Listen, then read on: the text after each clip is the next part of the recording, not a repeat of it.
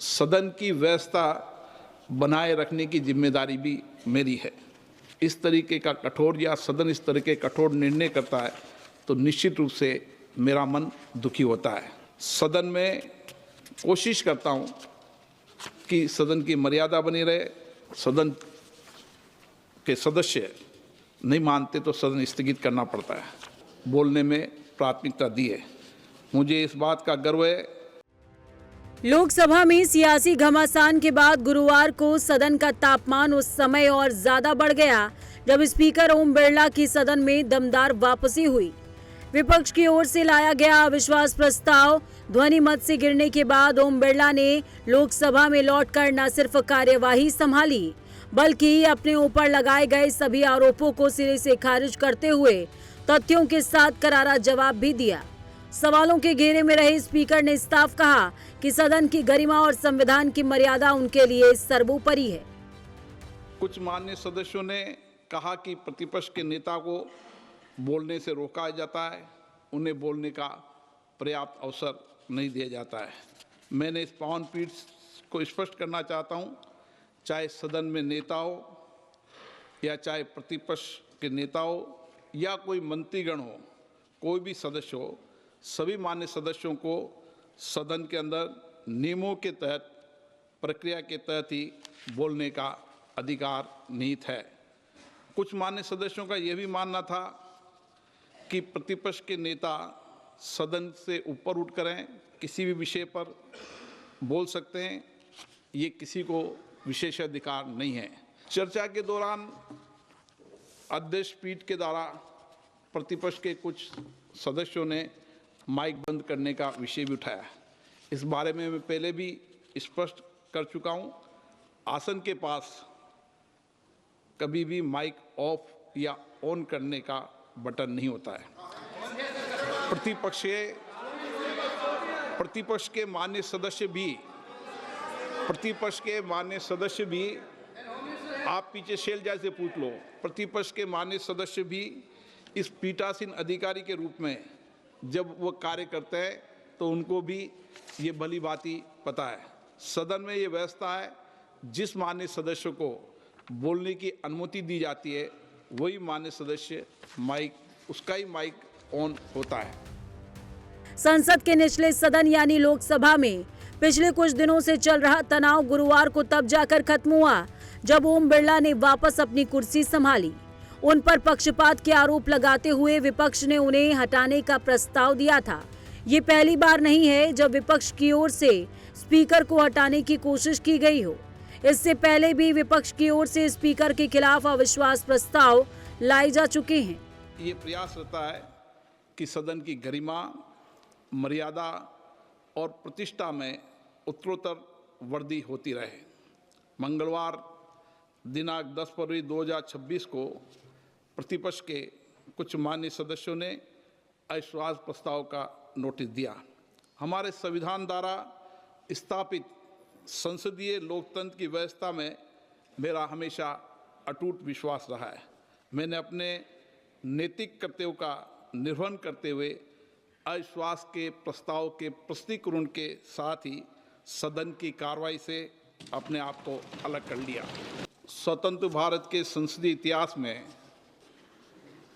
तीसरी बार लोकसभा अध्यक्ष के विरुद्ध अविश्वास के प्रस्ताव के संकल्प पर सदन में 2 दिन माननीय सदस्यों ने 12 घंटे से अधिक चर्चा रही। मैंने रेजोल्यूशन मूव किया था, मुझे बोलने को नहीं मिला सर। और सबसे अधिक चर्चा रही ताकि सभी मान्य सदस्यों के विचार, तर्क और चिंताएं सदन के समक्ष आ सके। फिलहाल अविश्वास प्रस्ताव पर करीबन 12 घंटे तक चर्चा हुई थी, जिसके बाद इसे खारिज कर दिया गया। अब एक नजर ये तफसील से समझते हैं कि पीएम मोदी के कार्यकाल में कितनी बार विपक्ष ने अविश्वास प्रस्ताव लाया और उसे कितनी बार माफी मांगनी पड़ी। पहला अविश्वास प्रस्ताव 2018 में पीएम मोदी के कार्यकाल में पहला अविश्वास प्रस्ताव 2018 में लाया गया था। अविश्वास प्रस्ताव के पक्ष में 126 वोट पड़े थे, जबकि विरोध में 325 वोट पड़े थे। दूसरा अविश्वास प्रस्ताव 2023 में। पीएम मोदी के कार्यकाल में दूसरा अविश्वास प्रस्ताव साल 2023 में विपक्षी गठबंधन द्वारा लाया गया था।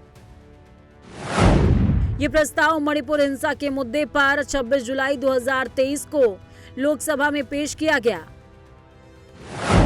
जिसे 10 अगस्त 2023 को चर्चा के बाद असफल घोषित कर दिया गया। तीसरा अविश्वास प्रस्ताव 2026 में। तीसरा अविश्वास प्रस्ताव 10 फरवरी 2026 को विपक्ष के सदस्यों द्वारा लाया गया था, जिसे बुधवार 11 मार्च को खारिज कर दिया गया और लोकसभा स्पीकर ने गुरुवार को सदन की कमान संभाली।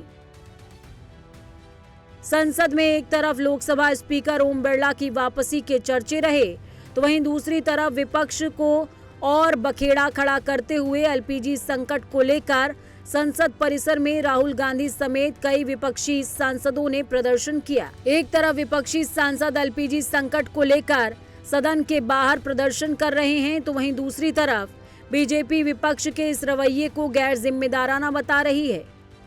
जनता खुद भुगत रही है और जनता की आवाज़ हम सदन में डाल रहे हैं। जिस तरीके से प्राइस राइज हुआ है एलपीजी सिलेंडर को लेकर, जिस तरीके से किल्लत आई पड़ी है, राशन कर दिया है डोमेस्टिक यूज़ के लिए, जो कमर्शियल यूज़ के लिए है वो भी हम देख रहे हैं। रेस्टोरेंट्स और होटल्स खुद त्राहिमाम मचा रहे हैं कि उनको बंद करने का दिक्कतें आ रही हैं, बंद पड़ जाएंगी उनकी जो होटल्स और रेस्टोरेंट्स हैं। साथ ही साथ जो मैन्युफैक्चरिंग यूनिट्स हैं जो गैस पे निर्भर है, उनके लिए भी राशन लगा दिया है। वो भी मोरबी आप गुजरात जाएंगे तो टाइल फैक्ट्रीज जो हैं सब बंद पड़ी हुई हैं। तो वहीं विपक्ष के एलपीजी संकट को लेकर प्रदर्शन और इस तरह की झूठी अफवाहों को लेकर केंद्रीय पेट्रोलियम और प्राकृतिक गैस मंत्री हरदीप सिंह पुरी ने भी ये साफ कर दिया कि भारत की कच्चे तेल और घरेलू एलपीजी की आपूर्ति पूरी तरह से सुरक्षित है। Of steps taken in response to the disruption of the global energy supplies arising from the ongoing conflict in West Asia. The world has not faced a moment like this in modern energy history. Despite India having no role in causing the conflict, like many countries, India has to navigate through its consequences. India's crude supply position is secure. दरअसल विपक्ष की ओर से LPG की किल्लत को लेकर संसद में चर्चा की मांग की गई थी, जिसको लेकर नेता प्रतिपक्ष राहुल गांधी ने संसद में चर्चा के लिए नोटिस दिया था। विपक्ष के एलपीजी संकट को लेकर गैर जिम्मेदाराना हरकत को देखते हुए सरकार ने गुरुवार को इस मुद्दे पर विपक्ष के हर सवाल का जवाब दिया। Bureau report, prime news.